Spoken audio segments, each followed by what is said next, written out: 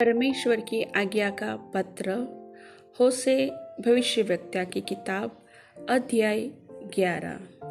जब इज़राइल बालक था तब मैंने उससे प्रेम किया और अपने पुत्र को मिस्र से बुलाया, परंतु जितना वे उनको बुलाते थे उतना ही वे भागे जाते थे। वे बाल देवताओं के लिए बलिदान करते और खुदी हुई मूर्तों के लिए धूप जलाते गए। मैं ही एप्रैम को पांव पांव चलाता था और उनको गोद में लिए फिरता था, परंतु वे न जानते थे कि उनका चंगा करने वाला मैं हूँ। मैं उनको मनुष्य जानकर प्रेम की डोरी से खींचता था, और जैसा कोई बैल के गले की जोत खोलकर उसके सामने आहार रख दे, वैसा ही मैंने उनसे किया। वह मिस्र देश में लौटने न पाएगा, अश्शूर ही उसका राजा होगा, क्योंकि उसने मेरी ओर फिरने से इनकार कर दिया है। तलवार उनके नगरों में चलेगी और उनके बेड़ों को पूरा नाश करेगी, और यह उनकी युक्तियों के कारण होगा।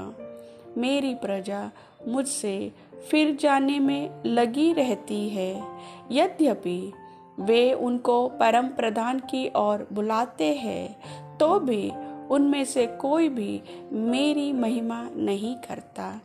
हे एप्रैम, मैं तुझे क्यों छोड़ दूं? इज़राइल, मैं कैसे तुझे शत्रु के वश में कर दूं?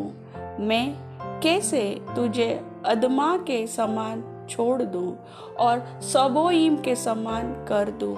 मेरा हृदय तो उलट पुलट हो गया, मेरा मन स्नेह के मारे पिघल गया है।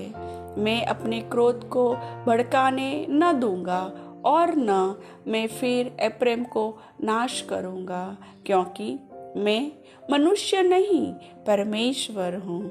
मैं तेरे बीच में रहने वाला पवित्र हूँ। मैं क्रोध करके न आऊँगा।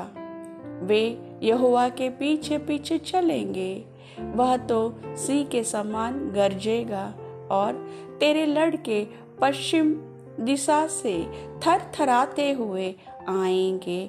वे मिस्र से चिड़ियों के समान और अश्शूर के देश से पंडुकी की भांति थरथराते हुए आएंगे, और मैं उनको उन्हीं के घरों में बसा दूंगा। यहोवा की यही वाणी है। एप्रैम ने मिथ्या से और इज़राइल के घराने ने छल से मुझे घेर रखा है, और यहूदा अब तक पवित्र और विश्वास योग्य परमेश्वर की ओर चंचल बना रहता है। परमेश्वर वचन के सुनने वाले को वचन का आशीष दे। आमीन।